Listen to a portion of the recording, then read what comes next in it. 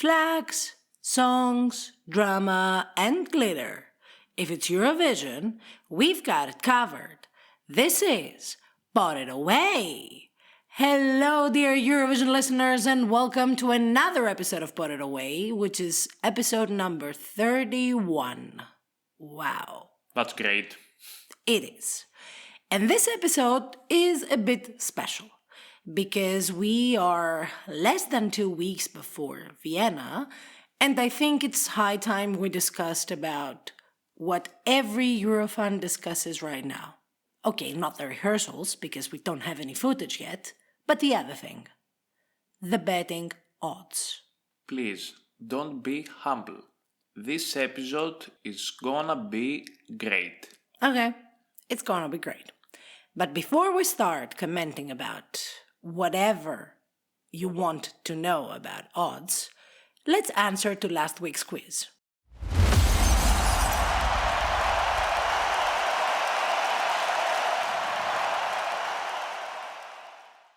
Well, last week you had a very tricky question about our listeners, but hopefully many of them got it right.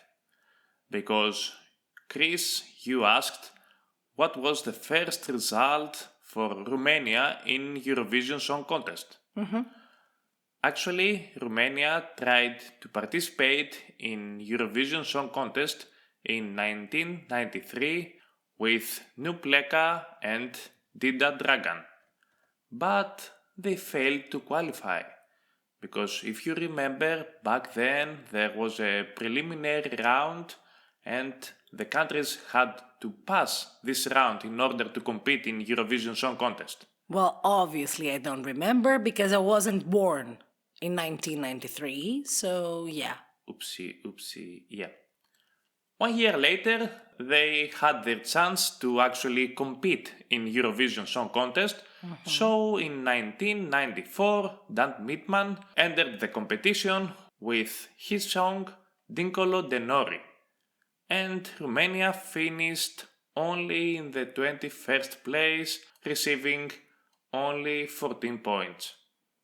But then okay, Romania had a very nice streak of nice placings and 2 top 3 results, one in 2005 and one in 2010, and let's see what this year Romania will do with Alexandra Capitanescu. I really want Alexandra and her band to achieve a very good result in Vienna as well. Me too.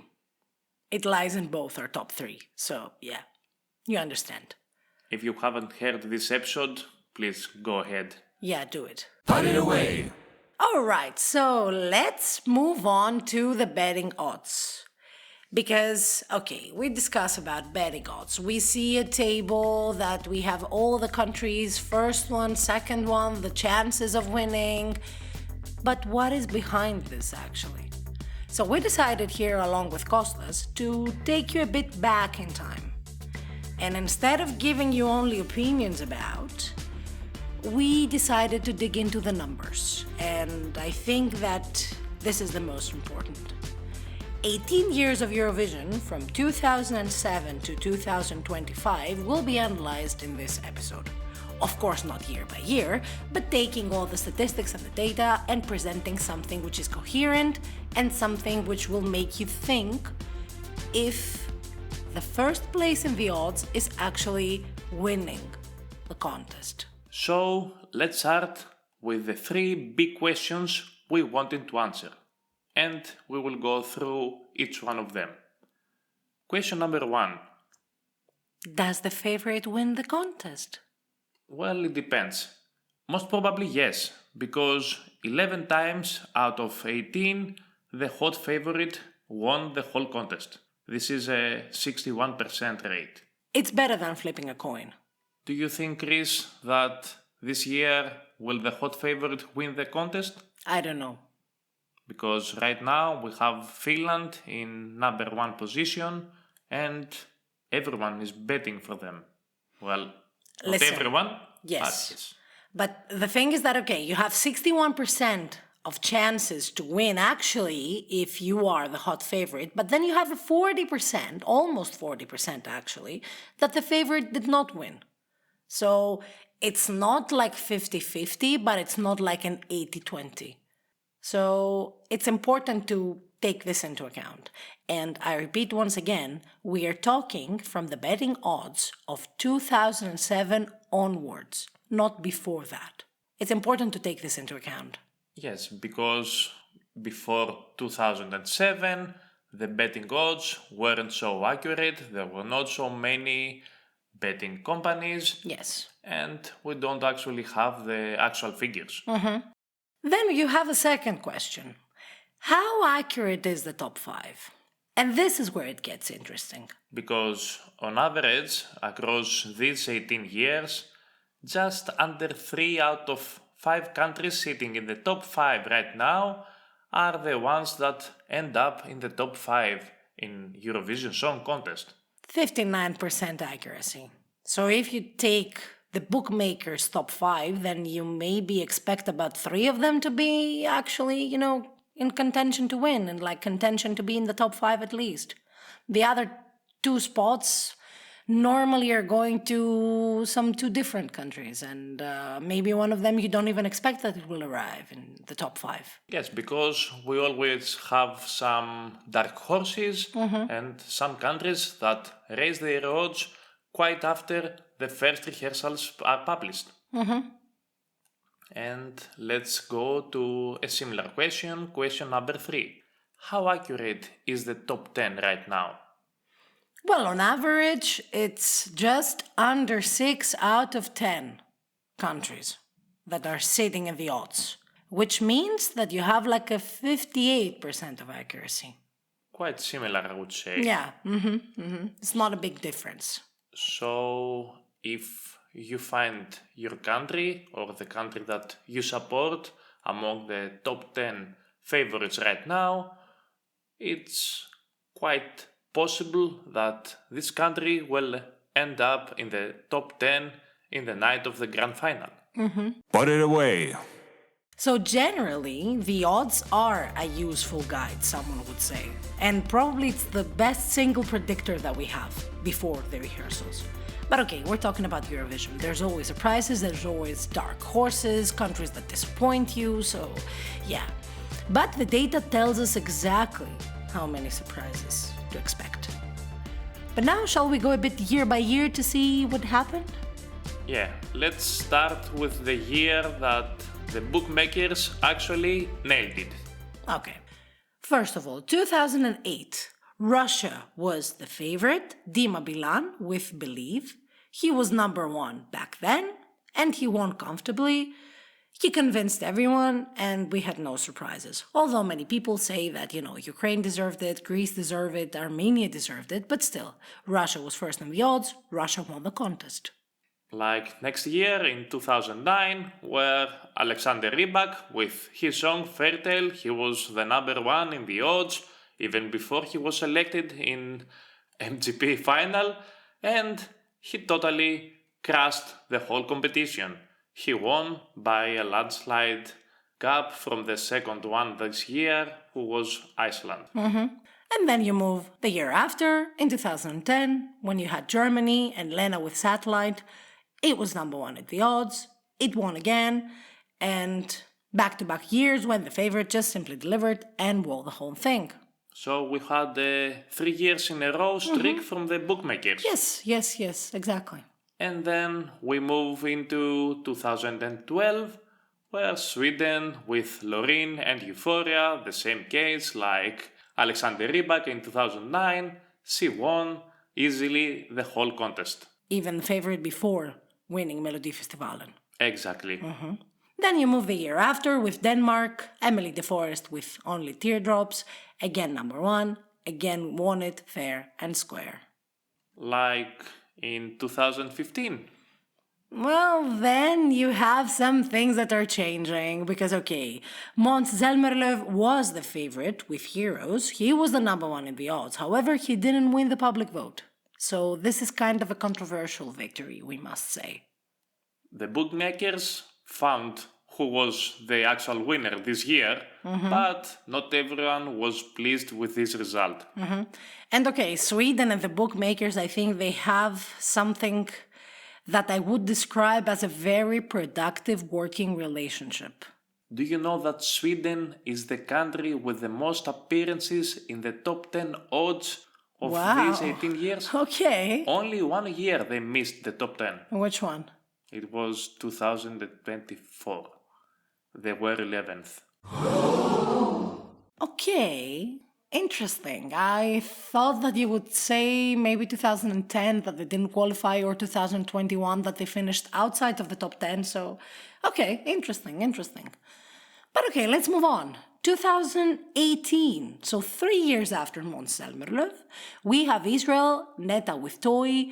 She was the number one from the very beginning, apart from the night of the final where Cyprus with Eleni Foureira surpassed her, but still wasn't enough for Cyprus to secure its first victory, so Netta won easily and comfortably. Sad for Eleni Foureira, sad for Cyprus, but that's life, that's Eurovision.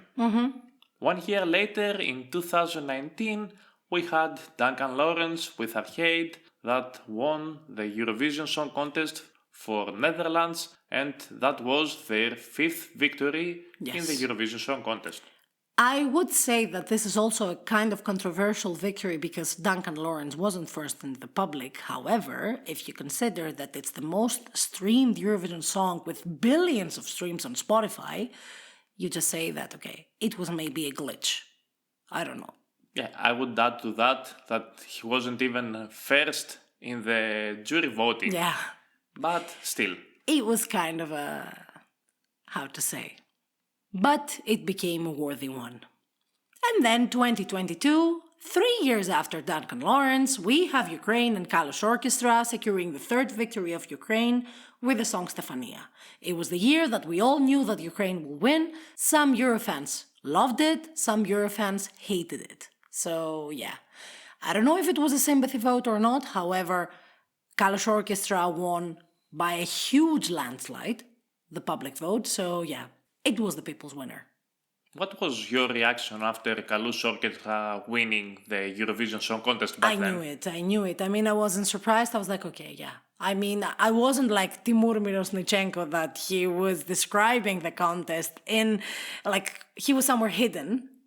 And he had like the most genuine reaction I remember from every presenter. I don't know. Україна переможець Євробачення 2022! Put it away. Okay, fair enough. But let's move on to 2023 in Liverpool, where Sweden secured their 7th victory with Loreen and Tattoo. They were the first one in the betting odds, even before Loreen was chosen in Melodifestivalen. They had a strong competition with Finland and Karja and Cha Cha Cha. They didn't win the public vote, but they were crowned as the winners of Eurovision that year. Same thing as Switzerland next year in 2024. Nemo with a Code, they were number one at the odds. They didn't win the public vote, it was Baby Lasagna who won. However, Switzerland secured its 3rd victory, and the rest is history. Just to clear things up, Switzerland was first in the odds in the time we are discussing, although Baby Lasagna with Rim Team Taki Team surpassed them in the week of Eurovision after the first rehearsals. Put it away. Okay, so now we said when the bookmakers actually did it right. But let's go on when they did it wrong. Because this is the funniest part. Because then you have the shocks, then you have the injustices, then you have the part that you say, how come this song was first in the odds? Or it should have won the contest eventually. So it's great. Okay, so let's see how some songs were actually considered as hot favorites back then, and how unfair life treated other songs. Yeah. Well, 2007, We have the winner who was Serbia with Marija Serifovic and Molitva. However, first in the odds was Switzerland. Do you remember Switzerland's song? Because I do, and I liked it, but the way they presented it was bad. And this is the reason why they didn't even qualify to the final. So you understand the shock of the bookmakers when they saw that the number one not only didn't win the contest, but they didn't qualify to the final. I can't even describe how shocked I were back then when Switzerland didn't make it to the final. Yeah. It was the strongest semi-final of all time. Yeah, 28 countries, come on, like... Yeah, but the first country in the odds not even make it to the final, yeah, that was a shock. But okay, Marija Serifovic was third in the odds, so it wasn't a surprise that Serbia won, but still the surprise was that the first in the odds didn't qualify to the final. And then if you move 4 years later, you have France, that it was the favorite, with Amaury Vassili and the song Sognou, and they finished 15. Okay, there wasn't a qualification, not qualification, because France is a part of the Big Five, now Big Four, but in any case, outside of the top 10. So that's something surprising on its own. Being France considered as a hot favorite and finishing only 15th, that's quite hard. I know, it is. You had Eleni from Azerbaijan who secured the first and only victory of Azerbaijan with the song Running Scared. And they were only 7th in the betting odds back then. Still top 10, but okay. And then 3 years later we go to 2014, and this is the one that it's one of the most interesting cases because it was the most dramatic mismatch. Armenia back then was first in the odds with Aram MB3 and the song Not Alone, my personal favorite, my 12 points that year. Mine too. But it finished fourth. And the winner was the one and only Conchita Wurst, which was my second place. In any case, Conchita was 16 in the odds a month before the contest. So you understand the greatness that this act achieved in 2014. And you can understand how surprised everyone was back then when they saw Conchita's rehearsals and seeing Austria clubbing in the odds like crazy. It was a very intense week back then. And then 2 years later, you had Russia, that was the overwhelming favorite to win the competition with Sergei Lazarev and You're the Only One, my personal 12 points, one of my favorite songs of all time, I must say. And they finished only third because Ukraine won with Jamala. Although they won the public vote, Exactly. it wasn't enough for them. Exactly. Because Jamala, without winning neither the public vote nor the jury vote, they managed to win the whole contest. And it was a year that it was kind of stigmatized by the political and emotional context of this victory. And then another year. Let's move on to 2017. One of Costa's favorites, Francesco Gabbani, Occidentalis Karma, was first, the massive favorite to win, until we saw Salvador Sobral's Amar Pelos Dois, that not only he won, but he actually made a record of the most points in Eurovision history, a record that I don't think it's going to be broken soon. Yeah, I think soon is the magic word. It was a very emotional, introvert, romantic song that actually surprised everyone, with only him singing at the front stage, not even at the main stage. But he managed to persuade everyone, both the juries and the public vote, and Portugal secured their first victory with ease. And then we move on 4 years later in 2021, where Malta was the favorite with Destiny and Jamakas, and she finished only 7th. Italy, on the other hand, with Måneskin and Ziti Buoni, they were 4th in the odds. Not very high, but not super low. Still in contention to win, however, not the clear favorite. Because I think in between it was France with Switzerland, right? Yes, something like this. And then let's go to last year, 2025, and that was the last year that the bookmakers failed to predict the winner. Kai with Barabadabastu were first in the odds, but then they finished only fourth, whereas JJ, he was second in the odds, but he won the competition. And this is why this year we're going to Vienna. Do you believe, Chris, that 2026 will be the 12th year that the bookmakers will actually find the real winner, or it's gonna be the 8th year that they will fail? Can I skip that question, please? Yeah, okay. It's a hard one, I know. Listen, if I'm about to speak frankly, I wish they fail. Because I want Greece to win. However, if they don't fail and Finland wins, then I will still be happy. Because it's my second favorite after Greece. So yeah, I don't know, I think I was too diplomatic, but still. Okay, so let's go to a further step and see some patterns that can be easily recognized by studying the odds. Okay, apart from the first pattern that we already mentioned, that Sweden is the queen of betting odds in Eurovision, and one of the two queens of having the most victories in the contest, the second one is that the winner is almost always already on the radar. Because out of the 18 years, the 17 years, the winner was in the top 10. Only Conchita was 16th. The one and only true exception. I can't see a same exception this year. The Yeah, me neither. Yeah, the winner will be one of the top 10 countries right now. I think so too. And then you have another pattern that the odds are very short. Most of them, the winners were below 3. And this is reliable. Like every single time that a country has gone into Eurovision with odds of around 2.5 or a bit shorter, they won. And the examples of that are Norway in 2009, Denmark 2013, Sweden 2015, Netherlands 2019, Ukraine 2022, and Sweden 2023.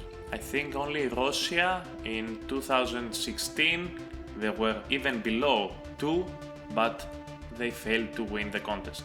So you see, even this pattern is not super reliable, but yeah. Yeah, but each pattern has its own Yeah. exceptions. Put it away. And then, okay, we analyzed the numbers, we told you what happened like in the last 18 years, but what to expect in Vienna? So, before we get to Vienna specifically, let's summarize exactly what the data tells us what to expect for the Eurovision Song Contest final. The favorite wins 61% of the times. The 3 out of the 5 countries that end up in the top 5 are actually right now in the top 5 positions. And 6 out of 10 countries who end up in the top 10 places are actually right now in the top 10 in the betting odds. So, with this in mind, let's see what this means for Vienna. Okay, so right now Finland is first in the odds. Linda Lampenius with Pete Parkkonen with the song Liikin Heitin, they are sitting first with 2.5.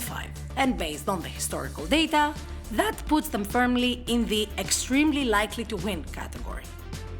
Because they tick the boxes of the patterns that we discussed before. So it's not a coincidence. They have really strong chances to win. And then you have the rest of the top 10, which has France at 6.5, Denmark at 7.5, Australia and Greece both at 10, Israel and Sweden at 17, Ukraine at 23, and Romania with Italy both at 26. So, based on everything we've seen at the pre-parties, which of them can we trust? In my opinion, Finland will end in top 5 for sure. So that leaves us at least 2 other spots for a top 5 result from the countries that lie right now in the top 5 of the betting odds. And what if the top 5 of the betting odds will be the actual top 5 of Eurovision 2026? Have you thought about this? This actually happened once. When? When? Can you imagine the year? I don't know. 2019. 2019? Yes, the bookmakers nailed it. Wow. They had 5 out of 5, and if I remember correctly, 8 out of 10 in the top 10 results. Okay, it was a year that it was kind of unpredictable to the mind of a lot of Eurofans, but it wasn't that unpredictable, I think. Yeah. The second best year for predicting the top 5 was in 2017. Really? Yes, only Occidentalis Karma who end up in the 6th place. But the first one, it was the first one that it didn't even become a top 5 result for Italy. Yeah, and the disaster was clearly 2011. Only Sweden ended up in the top 5. Wow. No, I think that if you go back in the contest and you think about how odds have actually formulated the contest and they have directed a lot of Eurofans towards, liking songs that are lying first in the odds or at the top 5 or in general at the top 10. That's kind of misleading because then you have other exceptions, like, for example, even last year, Lucio Corsi. Who thought that he would be in the top 5? I think that nobody. He did very well in the juries, but he did very well in the televote as well. He was 10th, I think. Nobody expected that Italy would end up that high. So, if Lucio Corsi could make it last year, why not Sal Da Vinci make it this year as well? Well, at least Sal Da Vinci is in the top 10 of the odds right Yeah. now, so yeah, you understand. I really don't know. Then, okay, you also have the odds from the semifinals, which are kind of, I think, more unpredictable. I don't know. Like, Normally, they can predict 8 or 9 countries of each semi-final to qualify in the grand final. okay. So they're quite accurate in this. Okay. But this year, with juries coming back in the semi-finals, things are gonna be a little more unpredictable. And juries are coming back in the semifinals from 2022, right? Yes. So we had 3 years in a row that we had only televote in the semifinals, and wow. Okay. I cannot predict. But we have to predict at some point who will qualify from semifinal 1 and semifinal 2. Yes, we need to have an episode like this. Put it away. But you didn't answer my question. Which countries, except for Finland, do you find in top 5 in the grand final? Can I skip that question too? No, okay. I must say that Greece is going to be in the top 5, I think. I think that Australia is going to be in the top 5 also. And I don't know about the rest. I don't know if Denmark can pull it through because I am slightly worried after the pre-parties and what I listened. I love the song. It's one of my favorites. And I'm really hoping that he will be delivering. But I'm having some reservations. And about France, okay, you know my opinion about Monroe. She's extremely talented, super great song, but it doesn't do anything to me. And I don't think it's going to be that appealing for the public. And if we consider that Luan last year, she was 3rd in the juries and she was 7th overall, which means she was super low in the televote, maybe Monroe will have sort of a same fate. I don't know. So I will say Finland, Greece, and Australia will be in the top 5. I would add Israel to them. Yeah, that I forgot. Yes, and... Can I change Australia to Israel? Yes, I will change Australia to Israel. So Finland, Greece, and Israel will be in the top 5. And now that my answer is final. Okay. And you, Kostas? What do you think? Who is going to win the contest and who will be in the top 5? Because you only asked the difficult questions to me and I haven't asked you anything in this episode. I told you that I think Finland, Greece, I would put Australia as well, and Israel gonna be in the top 5. I don't know who is gonna be the 5th country. Right now, my prediction lies to France, but I'm not quite sure because I think that Italy is gonna be a dark horse in the competition. And what about Moldova and Romania? I would love Romania to be in the top 5. I don't know, somehow I believe that they're gonna be 6th. Ooh, I don't know. you already have the placing in your mind. Yeah, in my mind, I'm quite imaginative. Moldova are gonna be very high in the televoting. I don't know how the juries will treat them. We all remember what they did to Zdoop in 2022. Yeah, that was a shame. Yes. So, I don't know right now. I also believe that the top 10 will be unpredictable, but we will be in Vienna, we will be around to see and discuss everything about the contest. Put it away. Okay, so I think that was it. I hope that you really liked this episode because I think it's one of my favorites. I like talking about odds. Sometimes I'm confused, but sometimes everything is like very clear to me. If you guys have any different opinions and if you think that we're saying BS, then just let us know. We are everywhere on social media, on Instagram, Facebook, X, Threads, TikTok. Find us, let us know your opinion. Who do you think is going to win this year? Do you think that the bookmakers have predicted right? Do you think that the top 5 is going to be with the top 5 countries of the odds? Do you think that a dark horse is going to penetrate inside the top 5? Let us know. We are here to listen to your opinions, to read all about it. And of course, don't forget to listen to the episode, to rate it on Spotify, Apple Podcasts, Amazon Music, YouTube. Give us a follow, give us a subscribe, and we're here for you. And before we let you go, it's time for our weekly quiz. Put it away. So, dear listeners, in this episode we talked about Armenia's best position in the Eurovision Song Contest in 2014 with Aram Ep.31 while being first in the odds. What was the equally best position for Armenia, in which year, with which artist, with which participation, and how many points did they score back then? And how many 12 points I will add? Okay. Because they had the most 12 points that night. Hey, don't give so many hints. Okay.